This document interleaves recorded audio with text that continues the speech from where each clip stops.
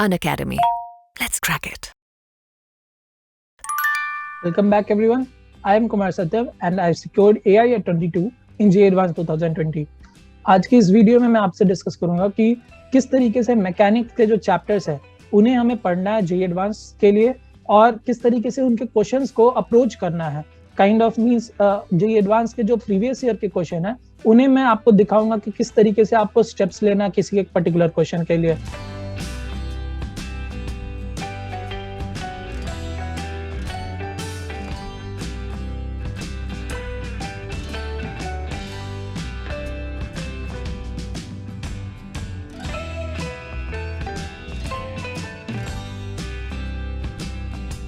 तो video start करने से पहले मेक श्योर आप रैंकर 7 न्यूज़ चैनल को सब्सक्राइब करो और वो बेल आइकन दबा दो ताकि आपको ऐसी वीडियोस की नोटिफिकेशन जल्दी मिले. So I would like to share my screen first. Okay, so ये रही मेरी एनालिसिस शीट. तो यहाँ पे आप देख सकते हो जो ये मैकेनिक्स का पोर्शन है उसका मैं आपको JEE एडवांस या ओलंपियाड्स के पर्सपेक्टिव में बता रहा हूँ. तो ये काइंड ऑफ मैकेनिक्स यूबिक्विटस है, मीन्स ये सारे जगह पे प्रेजेंट है. आपको केवल स्पेसिफिकली मैकेनिक्स के क्वेश्चन तो आएंगे ही आएंगे JEE एडवांस में या किसी भी पर्टिकुलर ओलंपियाड में, या आपको डिफरेंट चैप्टर्स में भी आएंगे. जैसे कि हो सकता है आपको वो लाइट ऑप्टिक्स में रिलेटेड दे कि मींस बहुत जगह पे लाइट जो है वो किसी प्लेट पे पर्टिकुलरली बाउंस कर रहा है तो उसका किस पर्टिकुलर एंगल और ओरिएंटेशन में एक जो शीट है वो हैंग शीट किस तरीके से कितना एंगल बनाएगा, तो वहाँ पे लॉज ऑफ मोशन लगेंगे थोड़ा. फिर साथ में आपको ये इलेक्ट्रोमैग्नेटिज्म में भी यूज हो सकता है कि कोई एक पर्टिकुलर रिंग है जिसपे चार्ज जो है वो मूव कर रहा है एक चार्ज शीट पे प्योर रोलिंग करते हुए, तो हम एक मैग्नेटिक फील्ड लगाते हैं तो क्या होगा. तो वो वैसे उस तरीके के बहुत सारे क्वेश्चंस बनते हैं जिसमें मैकेनिक्स इन्वॉल्व होता है. तो पहले मैं ये बताऊंगा कि क्वेश्चन जो आते हैं एडवांस में ओलंपियाड्स में वो मैकेनिक्स के प्योरली मैकेनिक्स से रिलेटेड वो क्वेश्चन बिल्कुल सिंपल नहीं आने वाले. मींस वो आपको ऐसा नहीं है कि एक पुली सिस्टम दे देंगे उसमें निकालना होगा आपको फोर्स या उसमें एक्सेलरेशन निकालना होगा. आपको वो क्वेश्चन कॉम्प्लेक्स थोड़ा देंगे आपको जिसमें उसे क्वेश्चन को एनालाइज करना पड़ेगा, आपको उसके डिफरेंट पार्ट्स को आपको व्यू करना पड़ेगा ताकि आप आगे बना सको. साथ में अगर मैं बोलूँ मैकेनिक्स के कुछ पहले जो आते हैं चैप्टर्स वो है यूनिट्स एंड डायमेंशंस और वेक्टर्स. तो वेक्टर्स जो है वो बहुत इंपॉर्टेंट है मैकेनिक्स के लिए. आपको न्यूटन लॉज ऑफ मोशन वगैरह में सारे जगह पे वेक्टर्स हैं, उनके कंपोनेंट है, उनके सुपरपोजिशन है, उनसे डील करना होगा. साथ में जो काइनेमेटिक्स है वो स्टार्ट होता है एज अ मैकेनिक्स का बिगिनिंग. तो काइनेमेटिक्स में आपको 1 डायमेंशनल मोशन 2 डायमेंशनल मोशन सारी चीज़ों को कवर करना है. फिर न्यूटन लॉज ऑफ मोशन आएगा, फ्रिक्शन आएगा, सेंटर ऑफ मास आएगा, मोमेंट एंड इम्पल्स आएगा, मोमेंट एंड इनर्शिया, तो वर्क बाय एनर्जी फिर आएगा, रोटेशन आएगा, रोटेशन सबसे इंपॉर्टेंट टॉपिक, SHM आएगा, इलास्टिसिटी आएगा, ग्रेविटेशन आएगा, फ्लूइड मैकेनिक्स आएगा. तो ऑलमोस्ट ये सारे चैप्टर्स जो है वेव्स भी काइंड ऑफ एक मैकेनिक्स में ले सकते हो. तो ये सारे चैप्टर्स जो है वो मैकेनिक्स के अंदर में आते हैं. तो इसमें से आपको ये देखना होगा कि Newton laws of motion, friction, ये सारे जगह पे इनिशियली ज़्यादा टाइम दिया जाता है बच्चों को पढ़ाने में, तो आपको उसमें सफिशिएंट प्रैक्टिस करनी है. आपको एक ही टाइप के 1000 क्वेश्चन नहीं बनाने, बट आपको अलग अलग टाइप के क्वेश्चंस बनाने हैं. जितने टफ क्वेश्चंस हो सके उतने टफ क्वेश्चंस बनाओ. साथ में जैसे ही हम सेंटर ऑफ मास पे रीच करते हैं, सेंटर ऑफ मास का कैलकुलेशन वाला पोर्शन थोड़ा मींस नॉर्मल सा होता है, वो मैथमेटिकल होता है तो आप कोई भी बच्चा कर लेता है. बट जैसे ही मोमेंट एंड इम्पल्स पे आता है, मोमेंट एंड इम्पल्स जो है वो means kind of theoretical topic है थोड़ा. आपको उसमें थ्योरी से रिलेटेड क्वेश्चंस बनाने चाहिए ज़्यादा.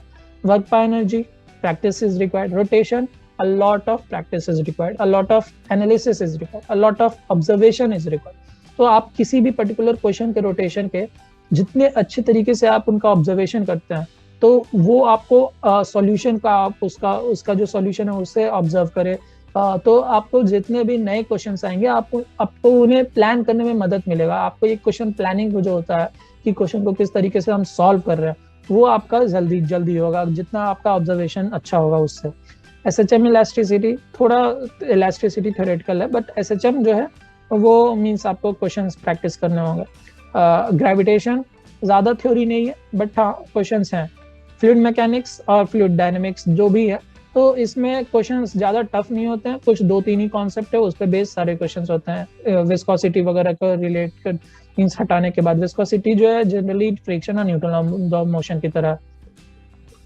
अब किस तरीके से हमें आगे बढ़ना है इस पर्टिकुलर चैप्टर में, तो सबसे पहले तो जितने अच्छे टीचर्स हो सके वो अच्छे टीचर को आप ग्रैब करो। फिर सेकंड, एक फुल फ्लेज्ड नोट्स आपके पास होना जरूरी है जिसमें ऑलमोस्ट सारे डिफरेंट टॉपिक्स को कवर किया गया हो। आपको सारे कॉन्सेप्ट क्रिस्टल क्लियर होने चाहिए। व्हाट क्वेश्चन और साथ में आपको ये भी पता होना चाहिए कि आपको मींस कॉन्सेप्ट कराने के बाद आपको कहाँ से क्वेश्चंस फॉलो करना है। जैसे आपको किस बुक से क्वेश्चन फॉलो पहले करना है, पहले HCV करना है, फिर रोडोव करना है, या प्रीवियस ईयर क्वेश्चन करना है, तो ये सारी चीज़ों को आप मैनेज कर सकते हो। अगर आपको बुक का जानकारी लेना है तो मेरी दूसरी एक बुक है कि मैंने कौन से बुक को फॉलो करा था JEE एडवांस प्रिपरेशन के लिए, आप वो रैंकर सिवनी चैनल पर देख सकते हो। आपको शॉर्ट नोट्स बनाने होंगे हर चैप्टर से रिलेटेड, एक शॉर्ट नोट्स। और जो भी आप क्वेश्चन एग्जाम में आता है तो उसमें अगर आपकी गलती होती है किसी एक पर्टिकुलर क्वेश्चन में, या आपका थोड़ा इंटरप्रिटेशन अलग होता है, तो या फिर बहुत ही एक्सीलेंट काइंड ऑफ प्रॉब्लम है, बहुत अच्छा प्रॉब्लम है जिसके आने के चांसेस ज़्यादा है, आप उन्हें अपने शॉर्ट नोट्स में फीड कर सकते हो। जो बच्चे एडवांस के लिए बहुत हार्डकोर प्रिपरेशन कर रहे हैं उनके लिए मैं ये टिप दूंगा कि आप बहुत अपने मीन्स कॉन्सेप्ट जो है उन पे ज़्यादा फोकस करो, कॉन्सेप्ट को बिल्कुल क्लैरिटी से कंप्लीट करो, और प्रैक्टिस बहुत करना। प्रैक्टिस करने के लिए मैं सबसे पहले आपको बुक्स जो एडवाइस करूंगा वो है, आप प्रीवियस ईयर ओलंपियाड्स को भी कवर करना है। आपको previous year almost means last के 5 to 10 ईयर्स के ओलंपियाड्स के पेपर, IMPHO, ये सारे के पेपर्स जो हैं उन्हें कवर करो। साथ में पाथफाइंडर कंप्लीट नहीं करनी है, अबाउट 40 to 50% को अगर आप टच कर सकते हो तो अच्छी बात है, नहीं तो 30 to 40% इज ओके। साथ में 200 पजलिंग प्रॉब्लम्स के कुछ क्वेश्चंस, सारे नहीं, कुछ क्वेश्चंस, वॉल्यूम 1 वॉल्यूम 2 दोनों के। तो अब मैकेनिक्स का जो जनरल क्राइटेरिया होता है क्वेश्चन सॉल्व करने का, वो कुछ इस तरीके से होता है कि आप सबसे पहले क्वेश्चन देखो, डायग्राम बना। डायग्राम FBD हो सकता है, डायग्राम कोई भी आपका अंडरस्टैंडिंग डायग्राम भी हो सकता है। जैसे फ्लूइड मैकेनिक्स में हमने डायग्राम हम बनाते हैं कि वाटर यहाँ से यहाँ पे है ऐसा, या फिर जो रोटेशन होता है हम वहाँ पे डायग्राम बनाते हैं FBD। फिर जो पोजीशन चेंज होते हैं रॉड या बॉल की, वो भी डायग्राम बनाते हैं। रोलिंग का हम डायग्राम बनाते हैं। वो सारे डायग्राम आपको बनाने हैं, और डायग्राम बनाने समय बिल्कुल आपका क्लैरिटी होना चाहिए, आपका डायग्राम अच्छा होना चाहिए। ऐसा नहीं है कि आप कैसा भी घिच पिच छोटा छोटा डायग्राम बना, क्लियर डायग्राम अच्छा खासा साइज का बनाना है। और ये भी एक चीज मैं बोलूंगा, बहुत सारे बच्चों का स्टार्टिंग में ये आदत लग जाता है कि वो न्यूटन लॉज ऑफ मोशन वगैरह से ही, फ्रिक्शन वगैरह से ही जो क्वेश्चंस होते हैं उनके आंसर को एज अ फॉर्मूला याद करना शुरू कर देते हैं। ओके, ये क्वेश्चन बहुत जल्दी फ्रीक्वेंटली आ रहा है एग्जाम में, तो हम इसे याद कर लेते हैं, इसका फॉर्मूला याद कर लेते हैं। या फिर बहुत सारे जो मटेरियल होते हैं उन सारे में इस क्वेश्चंस के फॉर्मूले के तरीके से वो डाल देते हैं, तो उन फॉर्मूले को अवॉइड करना। वो सारी चीजें जो है वो काम नहीं आएंगे आगे आपको फ्यूचर में। आपको मींस कोई किसी भी पर्टिकुलर क्वेश्चन को देखने के बाद आपको प्लान करना होगा कि उस पर्टिकुलर क्वेश्चन में हो क्या रहा है, एक्चुअली कौन सा फिजिक्स का प्रोसेस उसमें हो रहा है या आगे हो सकता है किसी एक पर्टिकुलर मोमेंट के बाद। तो वो सारे प्रोसेसेस को आपको ध्यान में रखना है कि क्या पता अभी एनर्जी कंजर्व्ड है बट कोई फ्रिक्शनल फोर्स आ गया जिसमें एनर्जी लूज होने लगा, या फिर अभी तक कोई मूवमेंट नहीं हो रहा है बट जैसे ही कोई बॉल हिट करेगा तो यहाँ पे एनर्जी कंजर्व करना है, फिर आगे में मोमेंटम कंजर्व करना है, एंगुलर मोमेंटम कंजर्व करना है। ये सारी चीज़ों को आपको ध्यान में रखना है, इसका एक प्रॉपर प्लान होना चाहिए, और आपको सारे फॉर्मूले और कॉन्सेप्ट पता होना चाहिए जो कि इस पर्टिकुलर प्रॉब्लम से रिलेटेड है। फिर आप प्रॉब्लम स्टार्ट कर सकते हो। तो अब मैं क्या करूँगा, एक आपको काइंड ऑफ एक आइडिया दिलाऊंगा कि JEE एडवांस के जो क्वेश्चंस आते हैं उन्हें किस तरीके से सॉल्व करना है। तो ये एक पर्टिकुलर क्वेश्चन है जो कि मैंने 2020 के पेपर को डिस्कस करूंगा। तो ये मैकेनिक्स का क्वेश्चन है 2020 का पेपर का। इसमें क्या बोल रखा है कि ये एक प्लैंक है जिसका सारा वैल्यू दिया हुआ है, एंगल थीटा दिया हुआ है वगैरह वगैरह। उस पे हम नीचे से एक पार्टिकल को v0 वेलोसिटी से डालें। अब वो पार्टिकल आगे गया। अब बोला है कि XYZ जो ये आर्क है उस पे वो एक सेमो सर्कुलर ट्रैक पे मूव करने लगा, और जो मैक्सिमम पॉइंट है y, उसका हाइट h दिया हुआ है। तो अब हमें निकालना क्या है, कोई एक इक्वेशन निकालना है। ये क्या होता है, कैपिटल R जो है इसका रेडियस ऑफ कर्वेचर है, तो इक्वेशन निकालना है v0 r और h के रिस्पेक्ट में, और सेंट्रीपिटल फोर्स के बारे में बताना है XYZ के बारे में। तो सबसे पहले आइडिया क्या है, यहाँ पे हाइट h दिया क्यों है। सबसे पहले क्वेश्चन ये आता है हाइट h क्यों दिया। तो हाइट h इसलिए दिया क्योंकि नीचे का हमें वेलोसिटी पता है, हमें हाइट h पता है तो ऊपर का वेलोसिटी पता चल जाएगा। कैसे? Work energy theorem. हमें एनर्जी कंजर्व करानी है, उसके बाद हमें y पॉइंट की वेलोसिटी पता चल जाएगी। सेकेंड आइडिया क्या है? Force required to turn at y is provided by weight. यहाँ पे बोला है force required for this turn at the highest point is provided by his या हर वेट। और जो centripetal force X Y Z पे लगेगा वो किस टर्म्स में आएगा? सेंट्रीपिटल फोर्स का फॉर्मूला क्या होता है? mv²/r। हमें कैपिटल R पता है, हमें v निकालनी थी जो हमने प्रीवियस स्टेप में एनर्जी इक्वेशन से निकाल दी v। अब वहां पे हमें सेंट्रीपिटल फोर्स निकालना है y पॉइंट पे, तो वहां पे फोर्स क्या होगा? तो फोर्स जो है वो वेट से आ रहा है। अब वेट क्या है? वेट का फोर्स किस तरीके से लेना है, कौन सा कंपोनेंट लेना है, इसके लिए हमें एफबीडी बनाना होगा। तो यहाँ पे वेट फोर्स निकालने के लिए एफबीडी बनाओ। आइडिया थर्ड क्या है? अब बॉडी जो टर्न कर रहा है, क्या बॉडी एक्स और जेड पे भी टर्न कर रहा है? यहाँ पे देखो एक्स पॉइंट तक बॉडी स्ट्रेट जा रहा था, बट एक्स से वो सेमी सर्कुलर ट्रैक लिया, तो क्या एक्स पे वो डायरेक्शन चेंज कर रहा है? डायरेक्शन चेंज कर रहा है, हाँ। तो मतलब वो एक्स पे भी टर्न कर रहा है। सिमिलरली जेड पे भी वो टर्न कर रहा था, तो एक्स और जेड पे भी सेंट्रीपिटल फोर्स लग रही है। अब सेंट्रीपिटल फोर्स लग रहा है तो एक्स और जेड पे सेंट्रीपिटल फोर्स का वैल्यू क्या होगा? वो 0 होगा या मैक्सिमम होगा? ये डिटरमिन करने के लिए हमें सोचना पड़ेगा वेलोसिटी।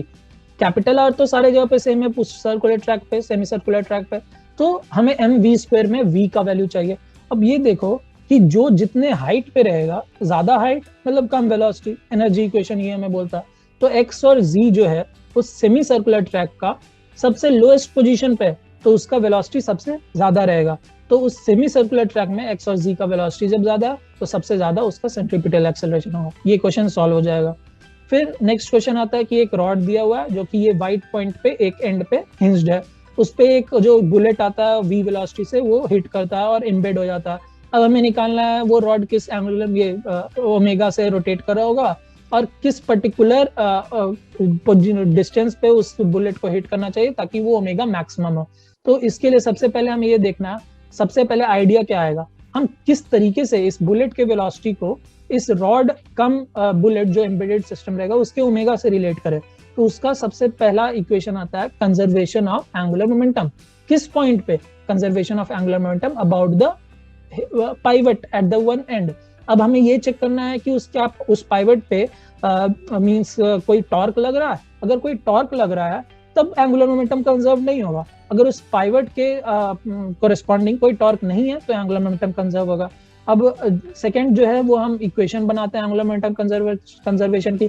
तो mv into x ये एंगुलर मोमेंटम ऑफ बुलेट था, और फाइनली जब वो बुलेट एम्बेड हो जाएगा x पोजीशन पे तो mx² उसका मोमेंट ऑफ इनर्शिया, ml²/3 उस रॉड का moment of inertia into omega, ये एंगुलर मोमेंटम हो जाएगा एम्बेडेड सिस्टम का। अब ओमेगा को हम लोग देख सकते हैं कि x के एक्सप्रेशन में लिख सकते हैं। अब हमें चाहिए मैक्सिमाइज करना है ओमेगा को। ओमेगा को जब हम मैक्सिमाइज करेंगे तो हमें डेरिवेटिव यूज करना है, AOD application of derivative maths में हमने पढ़ा है। मैक्सिमम मिनिमा कैसे निकालते हैं? d ओमेगा बाय dx को 0 करना है और d2 ओमेगा बाय dx² को हमें लेस देन 0 करना है। तो उस पर्टिकुलर ओमेगा पे हमारा जो उस पर्टिकुलर x पे जो हमारा ओमेगा है वो मैक्सिमम हो जाएगा। अब ये नेक्स्ट क्वेश्चन आता है कि कोई एक पार्टिकल है वो y = x²/2 के ट्रेजेक्टरी पे मूव कर रहा है, इनिशियल वेलोसिटी दिया हुआ, टाइम दिया हुआ, तो हमें टाइम के रिस्पेक्ट में एक्सेलरेशन ay ax ये सारे चीजें निकालनी है। तो इसमें सबसे पहला आइडिया क्या आना चाहिए कि इस ट्रेजेक्टरी को आप क्या कंसीडर कर सकते हो? इस ट्रेजेक्टरी को आप as a changing slope, changing ways के फॉर्म में कंसीडर कर सकते हो। तो इस पॉइंट को, इस छोटे से पॉइंट को मैंने मैग्नीफाई कर दिया। ये एक वेज है, वेज में इसका 2 वेलोसिटी होगा vx vy at a particular angle theta. अब हम वेज में जानते हैं वेज का स्लोप क्या होगा, वो वेज का स्लोप इस ट्रेजेक्टरी का पॉइंट, इस पॉइंट पे जो स्लोप है वो होगा। तो इस पॉइंट पे स्लोप क्या होगा? dy/dx, और वेज का स्लोप क्या होगा? tan theta. tan थीटा क्या है? v/y vx। तो dy/dx क्या है हमारा? y = x²/2 से dy/dx की वैल्यू x आ गई, तो x = v/y vx। तो vy को हम लिख सकते हैं x टाइम्स vx। अब इसे हम डिफरेंशिएट करके ax ay जो भी है निकाल सकते हैं। तो ये क्वेश्चन सॉल्व हो गया। अब एक क्वेश्चन है कि एक इस तरीके का प्लैंक है जिसमें एक मींस डिग बना हुआ है, उस डिग के अंदर मींस एक बॉल जाके अटका हुआ है। तो अब हमें पूछा है थीटा की कौन सी वैल्यू पे ये जस्ट टॉपल करेगा, start means the maximum value of theta so that the football does not start rolling down the plank. तो मींस ये रोल कब करेगा? जब वो टॉपल करने लगेगा। तो हमें बस ये निकालना है कि किस थीटा पे वो टॉपल करने ही वाला है। तो हम ये देख सकते हैं वो टॉपल जब करेगा तो एफबीडी उसका बनाओ, उस एफबीडी पे आपको क्या ऑब्जर्वेशन आएगी कि वो टॉपल कब करेगा, जब सेंटर ऑफ मास जस्ट इस वाले लोअर जो पॉइंट है, लोअर जो एज है उसके ऊपर सेंटर ऑफ मास रहे। जैसे ही सेंटर ऑफ मास उसके राइट या लेफ्ट होगा, उस पॉइंट के अबाउट टॉर्क लगने लगेगा। अगर सेंटर ऑफ मास उस लोअर एज के वर्टिकली राइट में चला गया तो वो टॉर्क लग जाएगा क्लॉकवाइज डायरेक्शन में और वो टॉपल कर जाएगा। और अगर सेंटर ऑफ मास लेफ्ट में है उस वर्टिकल लाइन के और लोअर एज के ऊपर, तो वो स्टेबल पोजीशन में रहेगा। तो हमें दो चीज कंडीशन करनी है। एक तो पहली बात, इसका बॉल का सेंटर ऑफ मास इस जस्ट लोअर एज के ऊपर आना चाहिए, साथ में इस अपर एज से कोई नॉर्मल रिएक्शन नहीं आना चाहिए। उस केस में हमारा टॉर्क बैलेंस करो, और जैसे ही तुम टॉर्क का इक्वेशन लिखोगे, वेट और नॉर्मल मींस सारा चीज मींस सेंटर ऑफ मास को जैसे ही उसके ऊपर करोगे और टॉर्क को 0 कर दोगे तो तुम्हारा थीटा आ जाएगा। तो इसमें भी एफबीडी की जरूरत पड़ी। अब ये क्या क्वेश्चन है, नेक्स्ट क्वेश्चन, एक रोलर है उसके ऊपर एक सर्कुलर डिस्क टाइप लगा दिया गया और उसके मींस रोलर को ग्राउंड पे रख दिया गया और सफिशिएंटली रफ है ताकि प्योर रोलिंग हो ग्राउंड पे, और साथ में रोलर के ऊपर में एक हमने स्केल रखा, मीटर स्केल उस तरीके से। तो ये जो स्केल मींस रखा है हमने, हाँ, तो ये स्केल रखने के बाद हम रोलर को पुश कर रहे हैं ताकि रोलर जो हो वो कुछ इस तरीके से, स्केल है ये रोलर है और वो ऐसे पुश कर रहे हैं तो ये रोलर मूव करेगा ऐसे ऐसे। तो वो नीचे ग्राउंड पे भी प्योर रोलिंग होना चाहिए, स्केल पे भी प्योर रोलिंग होना चाहिए। तो इसमें सबसे पहला आइडिया है नो रोलिंग एनीवेयर। तो जब ग्राउंड पे अगर रोलिंग नहीं है तो क्या होना चाहिए, v माइनस आर ओमेगा, मान लो इसका ओमेगा है, रेडियस बड़े वाले का रेडियस आर है, कैपिटल आर, और v वेलोसिटी से सेंटर ऑफ मास जा रहा है, तो v माइनस आर ओमेगा 0 होना चाहिए ग्राउंड के रिस्पेक्ट में, ग्राउंड का टचिंग पॉइंट जो है वो 0 है। अब मान लो डेल्टा टी टाइम के बाद वो डेल्टा एक्स मूव कर लिया, जो डेल्टा एक्स की वैल्यू यहाँ पे 50 सेंटीमीटर दिया हुआ, तो v into delta T delta x given है। अब हमें इस तरीके से देखना है कि रोलर और प्लैंक के बीच में, रोलर और जो स्केल है उसके बीच में ये जो पॉइंट होगा वो प्योर रोलिंग होने के लिए जितना वेलोसिटी इस पॉइंट का होगा उतना ही वेलोसिटी स्केल का भी होना चाहिए। तो अब हम यहाँ पे देखेंगे कि ये जो पॉइंट है वो कौन से वेलोसिटी से मूव कर रहा होगा, सेंटर ऑफ मास का velocity v plus small r into omega, omega means clockwise जा रहा है तो इसीलिए ऐड हो जाएंगे, तो ये v प्लस आर ओमेगा। अब ये जो स्केल है वो कितना डिस्टेंस आगे बढ़ गया होगा जब ये 50 सेंटीमीटर मूव करा होगा, हमें ये निकालना है। तो ये जितना भी डिस्टेंस स्केल आगे बढ़ा होगा उतना ही डिस्टेंस तो मींस ये पॉइंट भी मूव करा होगा ना। तो इस पॉइंट का वेलोसिटी था v plus R omega into delta T time जो है यहाँ पे से निकाला जा सकता है डेल्टा एक्स बाई वी, तो v plus R omega into delta T is equal to small X, जो कि हमें फाइंड आउट करनी है। तो इससे आ जाएगा ये। अब ये क्वेश्चन आप देख लो, इलेक्ट्रिक फील्ड दिया हुआ है, एक चार्ज दिया हुआ है, प्रोजेक्शन एंगल दिया हुआ है, प्रोजेक्शन वेलोसिटी दिया हुआ है, और हमें बोला है कि ये 5 मीटर पे जाके रुकना चाहिए। तो यहाँ पे हमें प्रोजेक्टाइल का इक्वेशन यूज करना है। तो ये एज ए एग्जांपल मैं आपको, ऐसे बहुत सारे क्वेश्चन है पेपर में, बट मैं आपको एक एग्जांपल इसमें डाला हूँ कि आपको ये पता चले कि किस तरीके से मैकेनिक्स को इन्होंने यहाँ पे यूज करा। तो यहाँ पे आप सारे मींस इस पर्टिकुलर प्रॉब्लम्स में कौन कौन से मैकेनिक्स के कॉन्सेप्ट यूज हो रहे हैं आप उन्हें कमेंट सेक्शन में लिख सकते हो। फिर ये क्वेश्चन आता है, ये सबसे अच्छा क्वेश्चन लगा था मुझे प्रीवियस ईयर क्वेश्चन पेपर का। तो ये कुछ इस तरीके से है कि मान लो एक रॉड है, मान लो ये रॉड है, तो रॉड को हमने दोनों साइड से इस तरीके से पकड़ा, ऐसे करके मींस पेन फिंगर से पकड़ा। अब हम यहाँ पे फिंगर को मूव करने की कोशिश कर रहे हैं। तो ये देखो, मैं जब मूव करा तो ये मेरा राइट वाला फिंगर मूव कर गया बट लेफ्ट वाला फिक्स रहा। तो इस पे बेस्ड है कि ये क्यों मूव कर रहा है। तो सबसे पहली बात, यहाँ पे मीटर स्केल इन्होंने लिखा था, ये पुट यूनिफॉर्म मीटर स्केल है, तो मीटर स्केल मतलब 100 सेंटीमीटर का। अब बोला प्लेस करो फिंगर्स को 0 और 90 सेंटीमीटर पे, अब मूव करना शुरू करो फिंगर्स। तो इसमें आप देखोगे कि केवल आपका ये लेफ्ट स्लिप करता है। क्यों? तो यहाँ पे देखो, पहली बात तो सेंटर ऑफ मास के अबाउट टॉर्क बैलेंस करना है। टॉर्क बैलेंस करने के लिए आप देख लो, यहाँ पे 90 सेंटीमीटर नजदीक है तो यहाँ पे ज्यादा फोर्स लग रहा होगा नॉर्मल। अब नॉर्मल ज्यादा होगा तो यहाँ पे फ्रिक्शन ज्यादा होगा, स्टैटिक फ्रिक्शन ज्यादा होगा। तो स्टैटिक फ्रिक्शन कम जहाँ पे होगा वो मूव कर जाएगा, तो लेफ्ट फिंगर पे स्टैटिक फ्रिक्शन कम आने वाला क्योंकि नॉर्मल कम है, तो यहाँ पे ये मूव कर गया। अब वो कब तक मूव करेगा? अब तो काइनेटिक फ्रिक्शन लग रहा है ना, तो वो कब तक मूव करेगा? तो ये हमारा सेकेंड आइडिया होगा। तो सेकेंड आइडिया है तो force on right is more, why? तो मोर फ्रिक्शन ऑन राइट। ठीक है। आइडिया थर्ड है, when does left stop? Left वाला जब स्टॉप करेगा और राइट वाला स्टार्ट होगा, वो कब आएगा? तो वो आएगा हमारा जब काइनेटिक फ्रिक्शन, लेफ्ट का kinetic friction equals to right का स्टैटिक फ्रिक्शन हो जाए। और यहाँ पे आप देख सकते हो NL और NR क्या है, नॉर्मल्स, जो कि हमेशा टॉर्क को बैलेंस करते रहने चाहिए। तो इससे हमें एक डिस्टेंस आ जाएगी लेफ्ट वाले की कि कब वो लेफ्ट वाला मींस रुक जाएगा और राइट वाला स्टार्ट होगा। फिर हमें लेफ्ट को रोकना, राइट को स्टार्ट करना, फिर वैसे ही राइट भी कभी रुकेगा, लेफ्ट भी कभी रुकेगा, इस तरीके से हमें करते जाना। तो वो फाइनली हमें इसका आंसर मिल जाएगा। मींस उन्होंने कुछ ऐसे पूछा कि कितने डिस्टेंस के बाद मींस हमारा वो रुकने वाला है, इस तरीके से, तो वो डिस्टेंस फाइनली हमें पता चल जाए। तो मैं आपको ये बोलूंगा कि इस पर्टिकुलर एक्सपेरिमेंट को किसी एक पर्टिकुलर रॉड से, आप चाहो तो मींस हेवी रॉड लेना है, ऐसे पेंसिल से या पेन से मत करना, वो मींस काम नहीं आएगा। आप कोई हेवी रॉड लो, लकड़ी का रॉड लो या फिर स्टील का रॉड लो, उससे आप इस तरीके से एक्सपेरिमेंट करके देखो घर पे। और ये थोड़ा मींस इंटरेस्टिंग भी है, आपको भी काइंड ऑफ एक अमेजिंग एक्सपेरिमेंट ये मिल जाएगा। तो ये ऐसा क्वेश्चन जो था वो जेईई एडवांस में पूछा गया। और कमेंट सेक्शन में जरूर बताना कि जो जैसा मींस प्रोसेस क्वेश्चन में डिस्क्राइब किया गया है वैसा प्रोसेस हो रहा है कि नहीं। तो फाइनली मींस ये सारे क्वेश्चंस थे प्रीवियस ईयर जेईई एडवांस के मैकेनिक्स से, जो कि मैंने आपको एक ब्रीफ आइडिया दिया कि किस तरीके से इन क्वेश्चन को अप्रोच करना है, आपको किस तरीके से अपना थॉट प्रोसेस क्लियर करना। मैंने इसमें कोई भी प्रॉब्लम को सॉल्व नहीं करा है, बट मैंने आपको एक आइडिया फ्लो बताया कि आपको किस तरीके से क्वेश्चन के पर्टिकुलर मींस कोई भी क्वेश्चन आता है तो उससे किस तरीके से सोचना है, कौन कौन से कॉन्सेप्ट लग रहे हैं ये सोचना है, और कैसे प्रोसीड करना है। तो ये जो प्लानिंग है ये क्वेश्चन मैकेनिक्स के सॉल्व करने के लिए बहुत इंपॉर्टेंट है। सो फाइनली अगर आपको ये वीडियो एनालिसिस वीडियो अच्छी लगी हो तो आप इस वीडियो को लाइक करना और अपने फ्रेंड्स के साथ शेयर करना, और रैंकर 7 न्यूज़ चैनल को सब्सक्राइब करना मत भूलना। Thank you.